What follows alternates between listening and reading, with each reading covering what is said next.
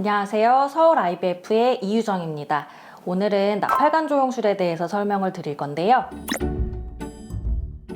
나팔관은 난자가 배란을 해서 이동을 하고 정자랑 만나서 나팔관에서 수정이 이루어지고요. 그 수정된 배아가 자궁 안으로 이동을 해서 착상을 하는 데 있어서 중요한 기관입니다. 이 나팔관이 막혀 있는 경우에는 이러한 수정과 착상 과정이 이루어질 수 없기 때문에 나팔관이 뚫려 있는지 보는 검사는 우리가 매우 중요한 검사인데요. 행정 절차상 인공수정과 시험관을 들어가기 위해서는 나팔관 조영술을 시행을 해야 지원금 신청을 할 수 있기 때문에 꼭 나팔관 조영술을 한 뒤에 시술을 할 수 있다는 점이 있습니다. 나팔관 조영술은 나팔관이 뚫려 있는지를 보는 검사이기도 하지만 조영제, 즉 물이 한번 세척을 해주는 작용을 하기 때문에 우리가 나팔관 조영술을 한 후에 한두 달 안에 자연 임신율이 올라간다고 되어 있습니다. 때문에 임신율 향상에도 도움이 됩니다. 그리고 조영술에 대한 정확도는 우리가 80에서 한 90% 정도로 알려져 있습니다.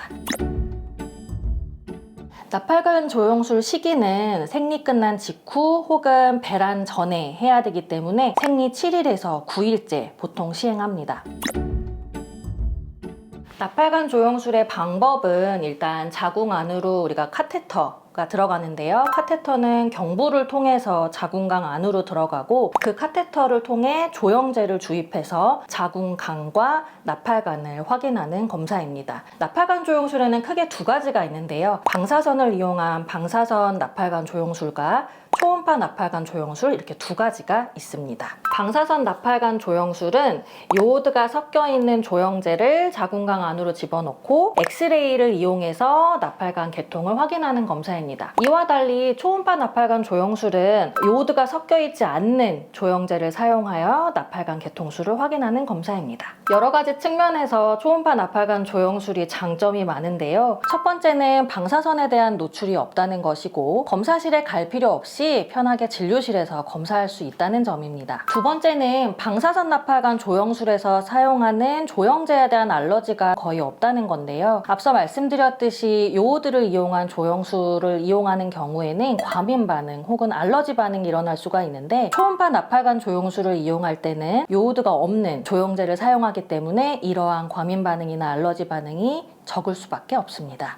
세 번째는 여러분들이 가장 많이 걱정하시는 통증에 대한 부분이에요. 관련 연구를 보면 방사선을 이용한 나팔관 조영술을 했을 때 평균 통증에 대한 정도가 10점 만점에 5점 정도였고요. 초음파 나팔관 조영술을 이용했을 때는 10점 만점에 2점을 호소하셨습니다. 이 중에서 7점 이상의 통증을 호소한 그룹은 방사선이 훨씬 더 높았습니다. 이 차이는 자궁 안에 주입하는 조영제의 양에 따라서도 연관이 되어 있는데요. 평균적으로 방사선 나팔관 조영술을 이용할 때는 조영제가 평균 한 10cc 정도 주입이 되고요. 초음파로 이용했을 때는 평균 5cc 정도의 주입량이 되겠습니다. 아무래도 자궁 안에 조영제가 많이 들어갈수록 우리가 통증을 유발할 가능성이 높은데요. 실제로 제가 진료실에서 저는 이제 하다 보면은 2에서 한 3cc 정도 혹은 1cc만 주입을 해도 양쪽 나팔관이 확인되는 경우가 많아요. 확실히 방사선을 이용하는 것보다 초음파를 이용을 했을 때 아무래도 통증이 적을 수밖에 없을 것 같습니다.